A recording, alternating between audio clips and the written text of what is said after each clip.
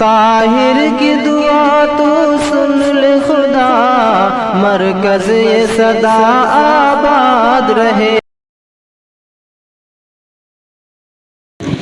السلام علیکم ورحمۃ اللہ وبرکاتہ۔ نحمد و نصلی علی رسول الکریم، اما بعد۔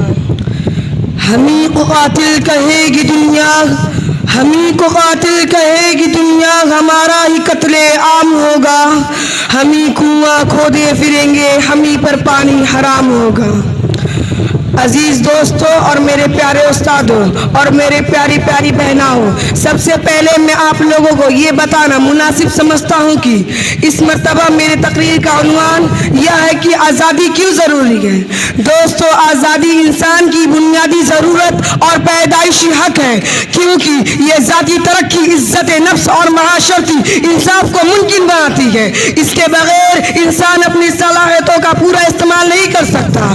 پیارے ساتھیوں، قرآن و حدیث میں بھی جگہ جگہ آزادی کو ایک بہترین نعمت قرار دیا گیا ہے اور غلاموں کو آزاد کرنے کی بڑی ترغیب بتائی گئی ہے۔ چنانچہ کہیں کفارے کے بہانے، تو کہیں صدقے کے بہانے، تو کہیں گناہوں سے بچنے کے بہانے، الغرض طرح طرح کے موقعوں سے غلاموں کو آزاد کرنے کا حکم دیا گیا ہے اور اس کا بڑا جو ثواب بتایا گیا ہے۔ عزیزو، آزادی بڑی نعمت ہے کسی قوم اور ملک و ملت کے لیے۔ ایمان کی نعمت کے بعد سب سے بڑی نعمت ایمان کے تقاضوں پر عمل کرنے کی آزادی ہے۔ ساتھیوں، آزادی کا اصل اور حقیقی مفہوم یہی ہے کہ دین پر عمل کرنے کی آزادی ہو۔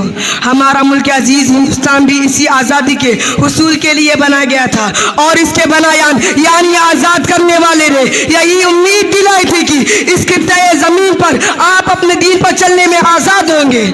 آج 15 اگست جشن یوم آزادی ہمیں یہ دعوت و فکر اور تدبر دے رہا ہے کہ ہم سوچیں جس آزادی کے لیے ہمارے بزرگوں نے یہ ملک بنایا تھا، اس منزل تک ہمارا کتنا سفر ہو چکا اور کتنا باقی ہے۔ لیکن ساتھیوں، بڑے افسوس کے ساتھ کہنا پڑ رہا ہے کہ آج ہم اپنے آزاد کردہ ملک میں پرائے اور بوجھ بنے ہوئے ہیں اور کچھ نفرتی لوگوں کے نفرت کا شکار بنے ہوئے ہیں۔